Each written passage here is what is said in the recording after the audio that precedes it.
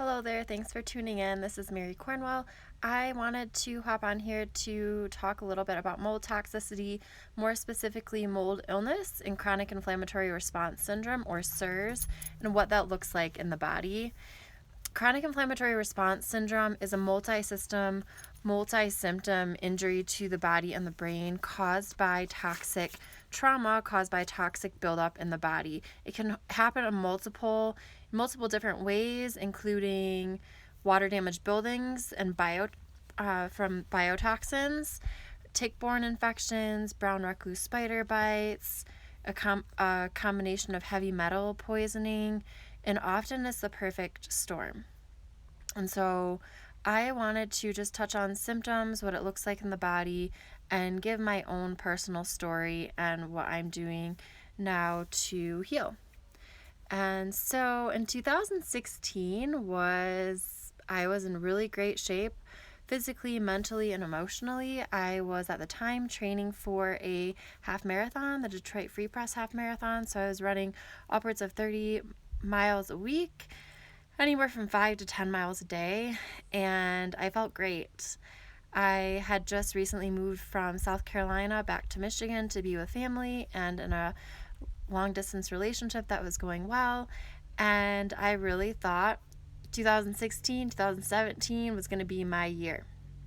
Well, I ended up moving into a fixer-upper home in September of 2016, which had actually been foreclosed twice, which are two big red flags, and also moved into what I thought was my dream job at a health department.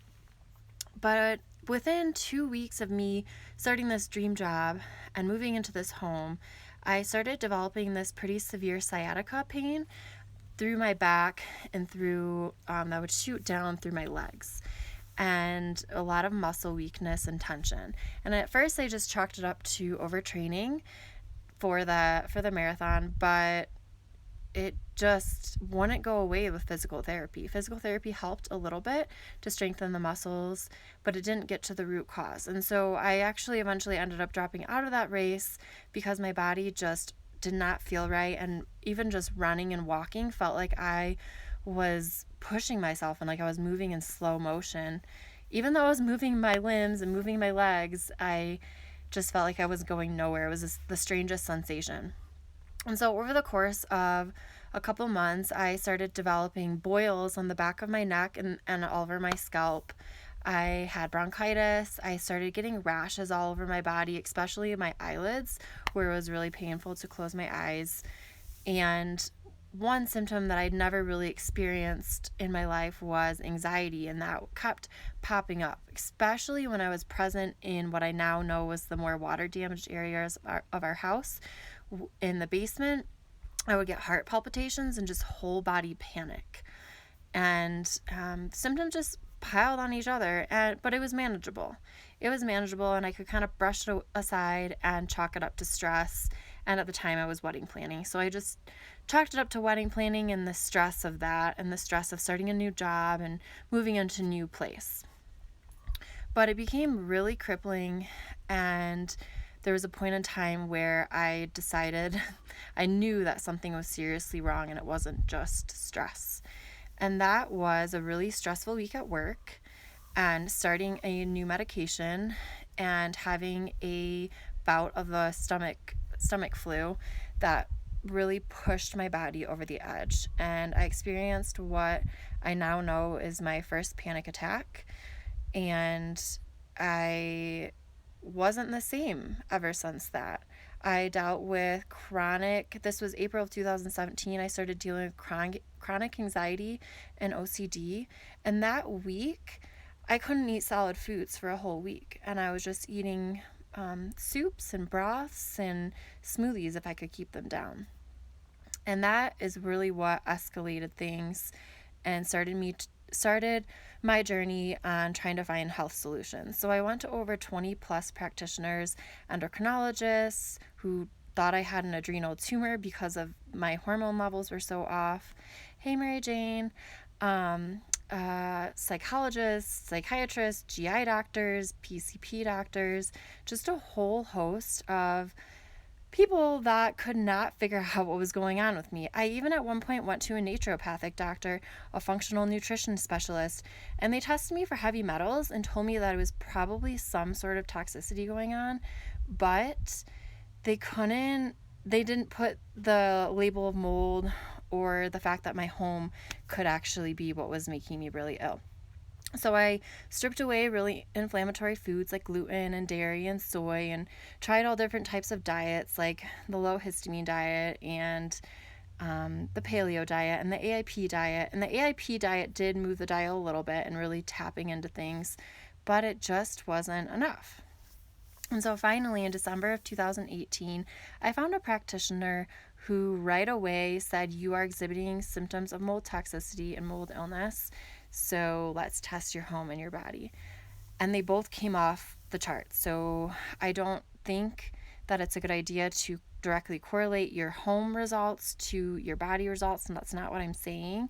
But my mycotoxin urine analysis test came back extremely high for certain mycotoxins, which was an indicator that my body was excreting.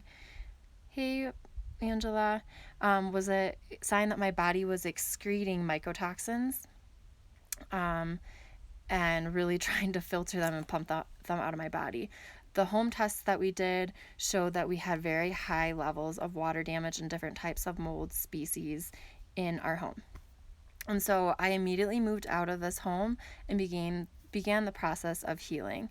There's a couple labs that I did run. So there's SIRS labs that I think are really important to take into consideration. A VCS test, which examines neurological function or dysfunction, which biotoxins have a direct impact on, and then the mycotoxin urine test. Those are the three that I did, but also a lot of other labs just to check inflammation. And when your body's in a chronic state of inflammation and illness, your micronutrient levels and some other blood levels and hormones are definitely going to be off, because I was put on hypothyroid medication throughout this whole thing. And I had so many different symptoms, from anxiety to digestive distress to food intolerances to insomnia and not being able to sleep more than 45 minutes at a time without sleep aids, and neurological dysfunction to the point of having mini mold seizures, of what I call them.